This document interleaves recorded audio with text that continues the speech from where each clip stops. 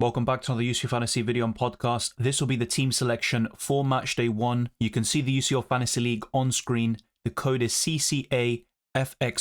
There is also a link in the description below. I'd highly encourage you to check everything there because there's the Twitter and Instagram, the Discord server, YouTube channel memberships, Patreon, and also the FPL League, Draft Hound, and Spotify. So be sure to check all of them out and also subscribe to the channel, smash the like button, and hit the notification bell if you enjoy my content and don't want to miss a single upload or live stream. Speaking of live streams, there will be a deadline stream tomorrow on the Tuesday, 2 hours before kickoff. So be sure to tune in for that as well. Let's get straight into this podcast. Normally in the team selections, I'll provide a review of a match day and then talk about my transfer plans. But of course, we're going straight into match day 1 and how I'm going to build my team from the back.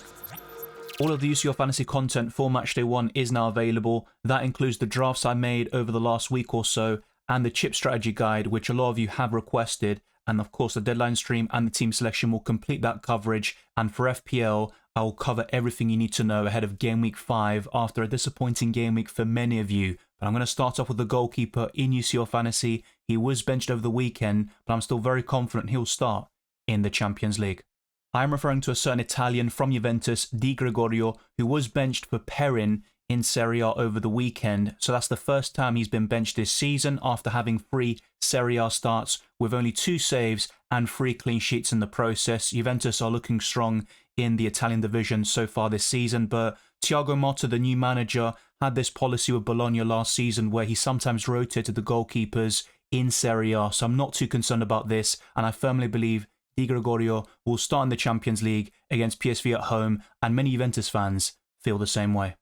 Ball recoveries are very important in UCL Fantasy, and Saliba is pretty decent in this metric. So for every 3 balls recovered, your player gains a point. He has to be a defender, midfielder, or forward. So in essence, an outfield player. Goalkeepers can't get this sort of point awarded, but Saliba is one of the best in the business. He had a great performance against Spurs in a 1-0 victory in the North London derby, and Arsenal have one of the best defences in world football. Only 1 goal conceded in the Premier League this season, and it came after Declan Rice's red card. So it goes to show how difficult it is to score against this back 4 of Timber, Saliba, Gabriel and White, and the defensive depth is very strong. There are multiple injuries at this moment in time, but Declan Rice will be available as there was a 1-game suspension in the Premier League. Odegaard will likely miss the Atalanta game and the next couple of weeks. Mikel Merino is also another one that I feel can get the best of Arsenal's left-hand side, which has experienced some problems. But Saliba is one of the cogs and ever-present defenders in this Arsenal team. He's 5.5 million. I know Gabriel has more goal threat, but in terms of ball recoveries, I would give the edge to William Saliba. My second defender in the starting 11 is Kim Min-jae, who was one of the very best defenders last season in UCL Fantasy for ball recoveries, particularly in the group stages. He had a very poor set of knockout performances, especially against Real Madrid, but at 5 million, I think he offers tremendous value, and I think Bayern Munich have a great chance of a clean sheet against Dynamo Zagreb at home in Matchday 1. Then you have some tough games afterwards like Aston Villa away and Barcelona, and that's something I will reassess going into Matchdays 2 and beyond because I have plenty of Bayern Munich players in my 50-man squad. To complete this defensive line in the starting 11, I've gone for Schlotterbeck, another 5 million defender who got so many ball recoveries last season. Mats Hummels may have eclipsed him, but he's no longer at the club, so I think Schlotterbeck is the best option. But you can consider Anton, who is a 4.5 million budget defender who can get ball recoveries, and he's nailed on in that Borussia Dortmund side. You could even double up on Borussia Dortmund defensively with Kobel in goal or one of Anton and Schlotterbeck to complete this defence. I'm not completely sold on this particular pick, despite the fact that Saka has had a great start to the season with 1 goal and 4 assists in 4 game weeks in FPL. He's become the first Arsenal player to produce an assist in the first 4 matches of a new campaign, but he felt cramped towards the end of the North London derby. He was subbed off, and with that Man City clash looming in game week 5, I think he could be rested against Atalanta. That might include being subbed off early whilst getting a start, or being brought off the bench just in case Arsenal need a goal and need to change the game, because Atalanta are a good side, but they've experienced a poor start to the season whilst Arsenal are unbeaten at this moment in time with some big away victories against Aston Villa and Tottenham Hotspur. It is possible that I change Saka to another 9 million midfielder like Bellingham if he's fit for Matchday 1, which looks unlikely at the moment. And there's also Musiala, who's a great Matchday 1 punt. And after that, you've got plenty of 7.5 million midfielders, and one of them is in my team already in Yamal. He scored a brace over the weekend, and Barcelona have claimed every point available in La Liga this season with 5 victories out of 5. They're looking like a very strong team under Hansi Flick, playing some great football and scoring goals at will. Yamal is more of an assister, but I think he'll add goals to his game this season, and in UCL Fantasy, there's a good reason why he's one of the most high-owned players in this fantasy format. Only the likes of Erling Haaland surpass him in terms of ownership, and that wasn't the case a couple of weeks ago. My third midfielder is Joshua Kimmich, and he's a 6 million midfielder who really gets ball recovery points. He's a jack of all trades. He got a few Player of the Match awards last season. He can also get the odd goal or assist, and he's having a great season under the new manager, Vincent Kompany, playing in the midfield predominantly, but he can also be deployed as a right back, which has happened this season already. So I can't really guarantee that Sacha Boey, a 4-point fouling defender, will start week in, week out, and that's why I've gone for Kim Min-jae at 0.5 million more in my defensive line. I'm quite happy with this midfield structure, and I've also got a relatively expensive midfielder on my bench, as I'll talk about very soon. But the fourth and final midfielder in the starting 11 is Valverde, who's 6.5 million. He's also had a good start to the season with a few goal contributions, but I would like to upgrade this position if possible to a Barcola at 7 million, or perhaps another 7.5 million midfielder like Rafinha, and doubling up on the Barcelona attack. You've also got Lewandowski up front, who's in really good goal-scoring form. He missed some big chances over the weekend, but he's been scoring more than missing this season, and I think going for 2 Barcelona attackers could really work well for the first 2 match days. You might want to avoid this when they face Bayern Munich in the opening stages of the league phase, but I still think Barcelona can get the job done in those big games compared to previous years. The Matchday 1 fixture may look very tough, but Erling Haaland is scoring at will. He scored a hat-trick against Ipswich Town and followed that up with another hat-trick against West Ham, and only the 2 goals against Brentford in the last Premier League match, and that was to actually make a comeback as Brentford scored in the first 22 seconds of that game. I mean, Erling Haaland is unstoppable at the moment. This was the Champions League final in the season before last. Inter Milan are one of the best teams in Europe, and they've certainly got one of the most solid defences, but I think Erling Haaland can break them down, and afterwards the fixtures are just fantastic for Manchester City. So assuming that he starts all of those games, I think he's definitely a firm contender for the Golden Boot, even over the likes of Kylian Mbappe, Vinicius Jr. and Harry Kane. Speaking of which, he is in my team at the moment for Matchday 1. He looks like the best captaincy option, particularly on the Tuesday, but afterwards the fixtures are a bit tougher, as I mentioned, and having a triple up in Bayern Munich and also 2 or 3 Barcelona players might not be the best course of action for a match day like 3, for example, but maybe a Limitless being deployed in that particular match day could help me swerve and navigate the fixtures in the best way possible. So Harry Kane is not locked in, but at 10.5 million, he'll score a lot of goals, compete for the Golden Boot, and he's also in great goal scoring form. He got a brace against Finland over the international break, and he also scored a few.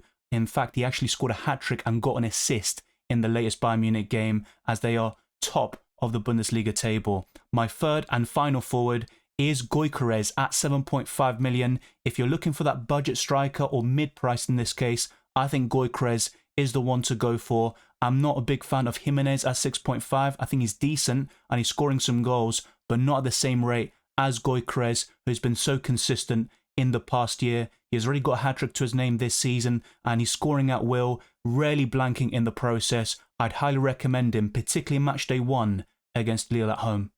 The substitutes are very important in UCL Fantasy because you can make them manually, so you can take off your lowest scoring players. For those that haven't played yet, if you have any questions, refer to my How to Play guide. I try to make a point of this in most of my videos and podcasts anyway, so if you watch my UCL Fantasy content before, or even Euro and World Cup Fantasy, you'll probably be acclimatized to the way that this fantasy format works. But I've got Blazwich on the bench, and he faces Sparta Prague away from home. That's a decent fixture, and the main reason why I've gone for him is because he only costs 4.5 million, and he doesn't clash with my main choice, Di Gregorio, on most occasions. It's inevitable for every single team to play at the exact same time in Matchday 8, so that's going to be inevitable where you can't have 2 goalkeepers. So in that sort of match day, you'd probably want to go for a cheap option on your bench, at least for your second goalkeeper. But if you look at the other options like David Raya, who I'd really want to have in my team, he will start to clash with Di Gregorio as soon as match days 3 and 4, and you don't want to have that because you want your goalkeepers playing on different days so you can make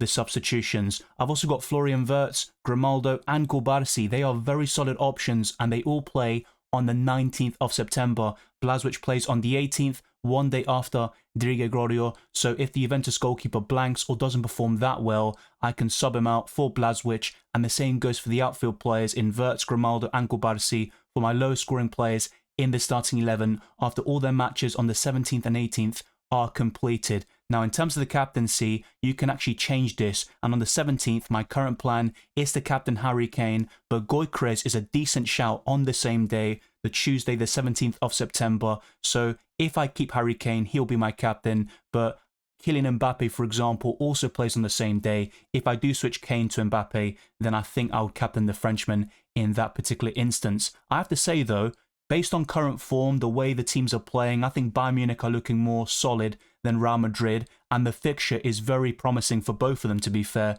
Dynamo Zagreb or Stuttgart at home, but I would favour Harry Kane as the best captaincy option on the Tuesday this week. And my second option, in case Harry Kane doesn't deliver, would be Erling Haaland against Inter Milan at home. A very difficult fixture, but he's got the best form of any player in world football. And my final captain, if needed, would be Yamal on the 19th facing Monaco away. I could also consider Saka if he's ready to start, and we will see the lineups for a lot of these games whilst you're making the substitutions. But in terms of locking in your final squad, you will only see those playing on the Tuesday in the early kickoff, so that won't give you too much information there. We might get some leaks, and the press conferences will be very important. I'll cover all of them in the deadline stream tomorrow, so be sure not to miss it. And once you change the captaincy, your original captain will have the double points lost. You can still keep them in the starting 11. You don't have to sub them out to change the captaincy. I hope that's all very clear. But like I said, if you've got any other questions, let me know down in the comment section below.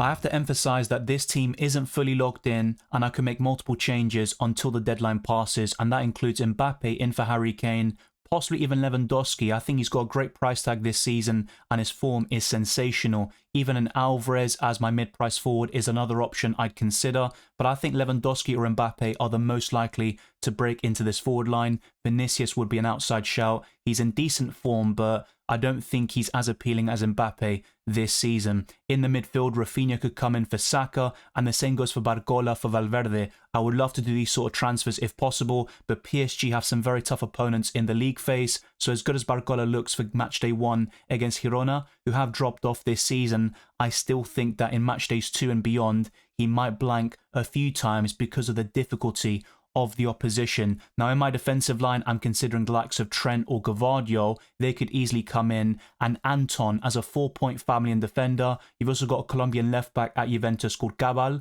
He could also start most games. And you've got a few family and defenders from Juventus like Bremer and Gatti. So we are stacked with options this season in UCL Fantasy. And there are even more that I haven't covered. I like Acerbi as a 4-point family and defender, but not in Matchday 1 when they face Man City away. In goal, I'd consider Raya and Schmeichel. And actually, with Kasper Schmeichel, you might be surprised to hear, out of the last 8 games for club and country, he has kept clean sheets in 7 of them. He's had a great start to his Celtic career. He's another one I would consider as a 4-point family and goalkeeper, that's for sure. And there are still others like Alisson, who's decent, Ederson, and Courtois. So this team is not locked in. I have to stress that. There could be multiple changes. Carvajal's another 5-point family and defender I'm looking at. So bear all of that in mind and let me know how your team is looking like down in the comment section below. And thank you very much for watching this video and listening to this podcast. If you enjoyed it or found it useful, then be sure to smash the like button and subscribe for new. Our aim is to get this to 300 likes and to keep on pushing towards 35 subscribers